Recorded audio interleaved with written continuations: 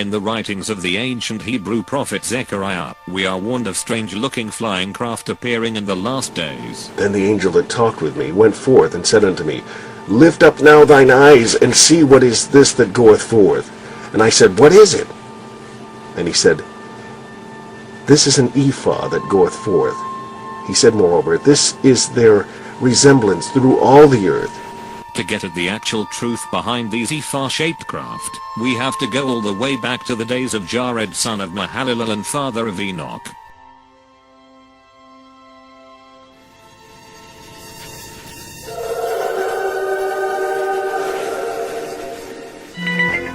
In those days, God chose Semyaza to lead 200 from a class of angels called the Watchers. They were to go preach to mankind from Mount Hermon.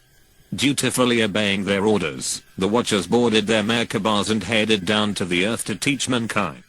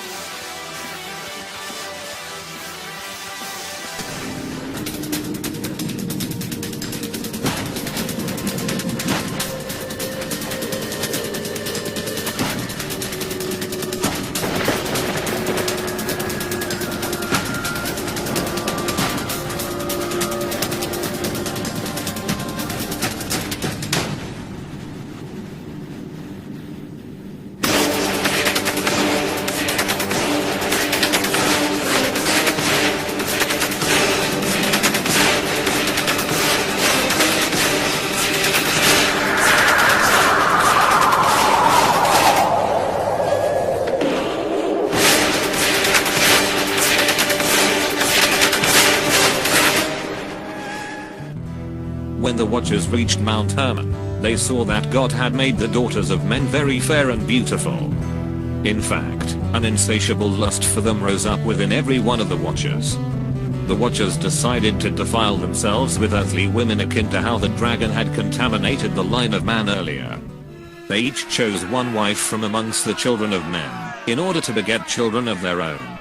The hybrid abominations resulting from these unholy unions walked halfway in the physical, and halfway in the spiritual realms. They were called the Nephilim by some, Titans, Jotna, Ashurus, and the Anunnaki by others. Their heads were oblong-shaped, and had 24 fingers and toes. The Nephilim were of enormous size, towering over normal-sized humans as the giants from the myths of old. Some were extremely intelligent, while others were mere lumbering oafs.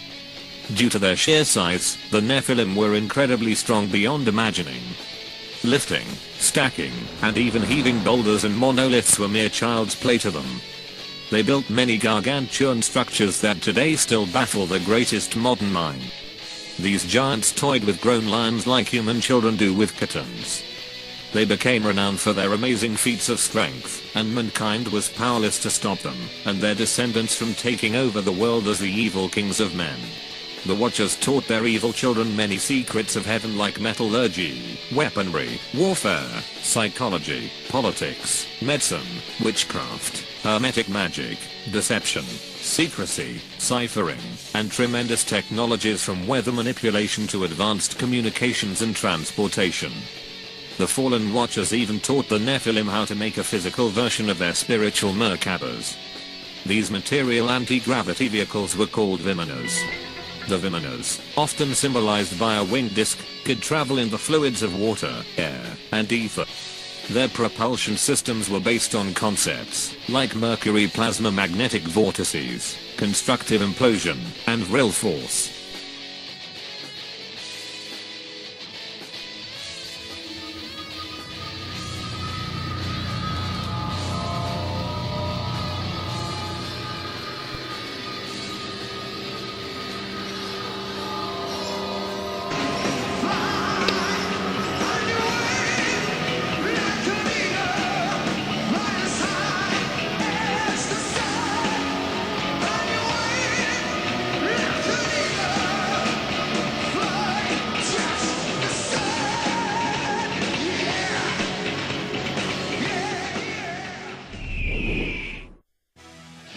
There are ancient records of Vimanas all over the planet. The best records are those of the keepers of the secrets in Tibet. Their enormous Kanja, Tenja, and other codes tell many details of these chariots of the Nephilim as well as other important information. Kanchur consists of over 1,000 volumes containing the holy texts of Lamaism. Their secret code is the most complex ever devised. To date, only 1/100th of the Kanchur has been deciphered. The resulting translations are full of references to gods appearing in the sky, of the luminous pearls and transparent spheres in which they lived. Mona Lisa, Mona Lisa, men have named you.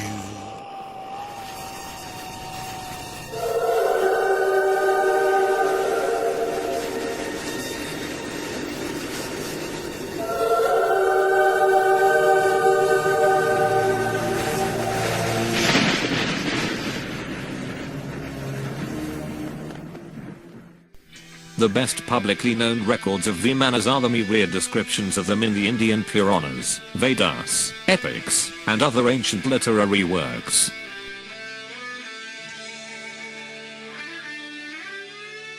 One work named the Vimanas Shastra gives very detailed information on these ancient flying machines, from their propulsion systems to even how to make them.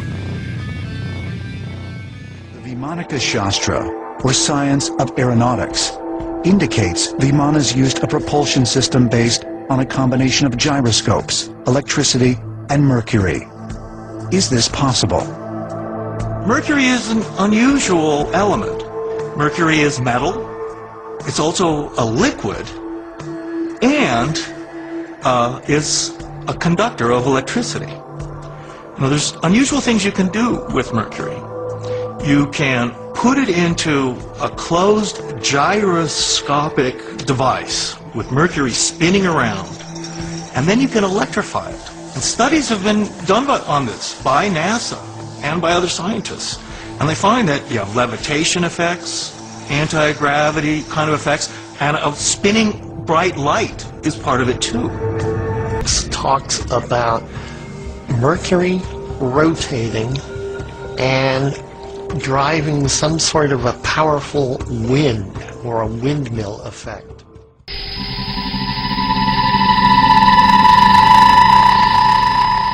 These Indian Vimanas were used to fight against the Asuras that lived on the White Island continent of Atala. The inhabitants of Atala were much more technologically advanced because of the secrets revealed to them by their fathers, the Fallen Watchers. Their Vimanas were much more advanced, and they even had a superior new type of craft called Vilexi.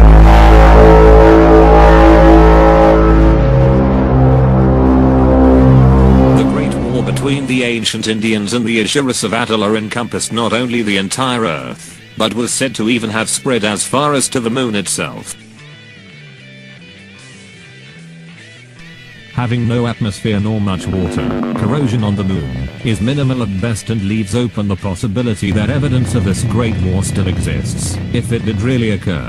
Mona Lisa, Mona Lisa, men have named you.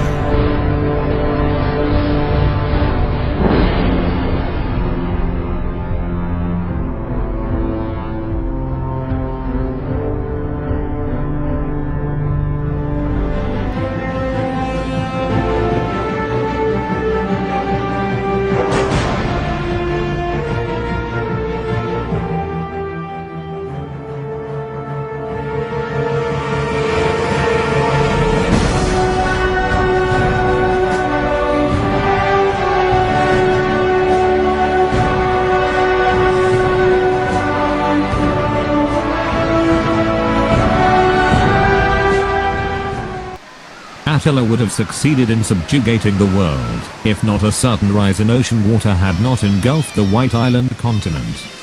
Asuras still aloft in Vimanas flew into the hollow earth, to dwell among the Hyperboreans and the Nagas.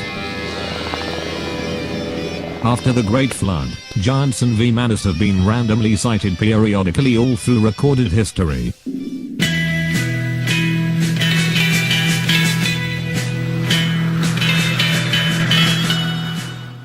Vimanas were seen on 2 different occasions helping the young Alexander the Great with vitally important military campaigns.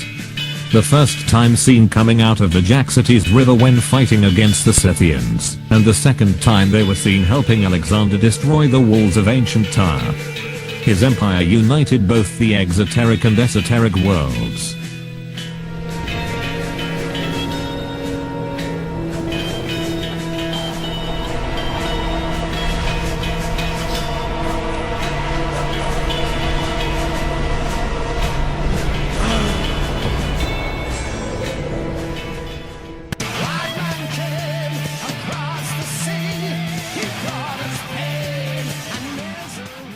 Original text from Columbus's log has been made available to the History Channel by archivists at Fordham University. Custodian of a rare handwritten copy. Almost 1800 years later, we have another famous incident. Right before reaching the Americas, Christopher Columbus recorded in his logbook that he and his crew spotted a Vimana come up out of the ocean, hover for a time, and then fly away into the sky.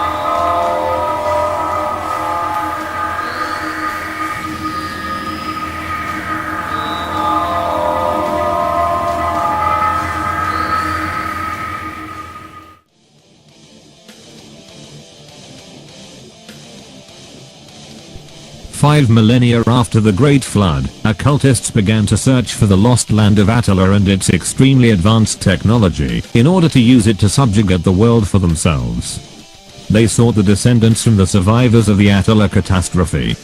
After little success in South America, Egypt, and India, they finally hit pay dirt when they made an expedition into Tibet and the surrounding area. The Tibetan monks of esoteric Buddhism told Satan's chosen people, if they could deliver a sacrifice of 6 million of the chosen people of God, then Sanat Kumara himself said they could have all the secrets of Attila. This included access to the coded records, location of the mummies of the ancient survivors of Attila, even how and where to dig up the punished watchers, and even the location of Attila itself along with all its evil technology.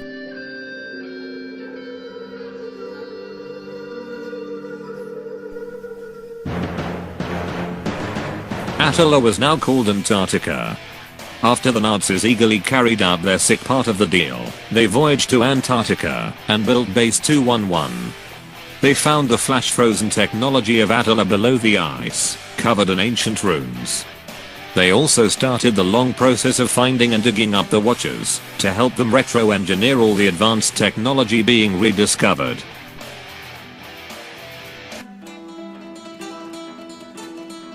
Knowing that most of the Watchers were buried in the deserts of what was now the United States, the occult elitists devised another evil ruse.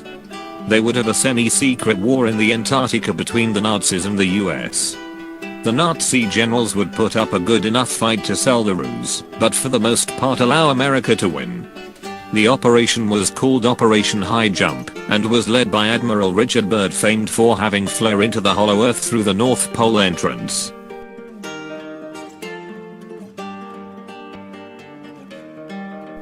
The enormous Task Force 68 fleet arrived in Antarctica in late December in 1946. Shortly after reaching the Nazi base in New Swabia, the first battle involving Vimanas since antediluvian times commenced.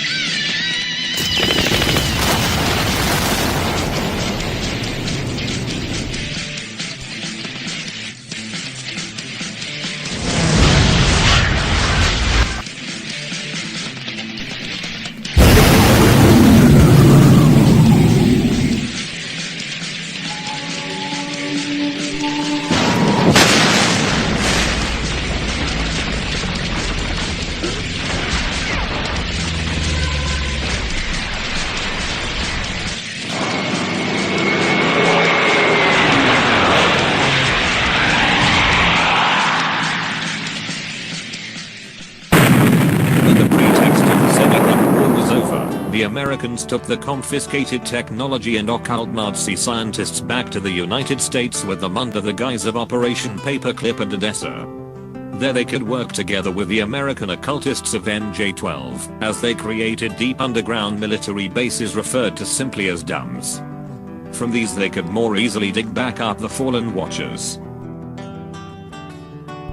From these DUMBs like Area 51 and S4, they could work on the Antichrist's New World Order army, while incrementally releasing some of the technology to the public.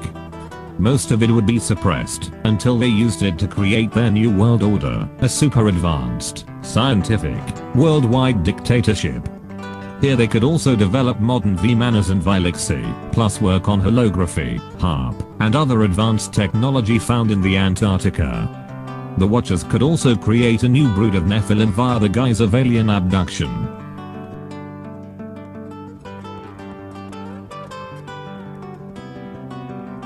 These new gigantic Nephilim, the Fallen Watchers, the Nagas, Fourth Reich Nazi Ubermensch, and all the new Vimanas and Vilexi will be a part of what is known as the Strong Delusion. The Strong Delusion is basically a complex scenario of false flags involving supposed alien invasion and so-called disclosure. The good alien versus bad alien pretext will be employed for the maximum effect in trying to fool the conditioned masses. They want the final result of all this deception to be a one-world government, thus bringing in the evil 7-year New World Order. I will not be pushed, filed, stamped, indexed, briefed, debriefed, or numbered. My life is my own. For official purposes, everyone has a number. Yours is number 6. I am not a number. I am a person. Woe to you, O earth and sea, for the devil sends the beast with wrath, because he knows the time is short. Let him who hath understanding reckon the number of the beast, for it is a human number. Its number is 666.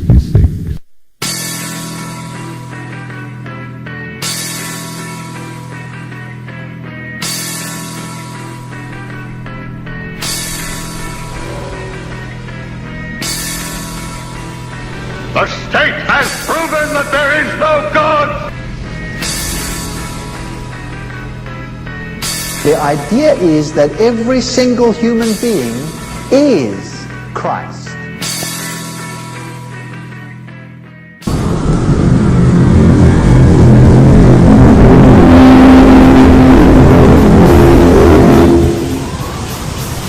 The fallen Archons will pretend to be the Galactic Federation of Light that has come to defeat the so-called Greys, Reptilians, and their minions known as the Illuminati. Piloting what are called light ships, they will give humanity tremendous technological help and bring in a false peace for 3.5 years. After that, mankind will see that it was all a very clever deception. The fallen Archons will use their light ships along with the Antichrists Vimanas and Vilexi to fight against God's Merkabahs in the final battle, foretold of in Revelation 12:7.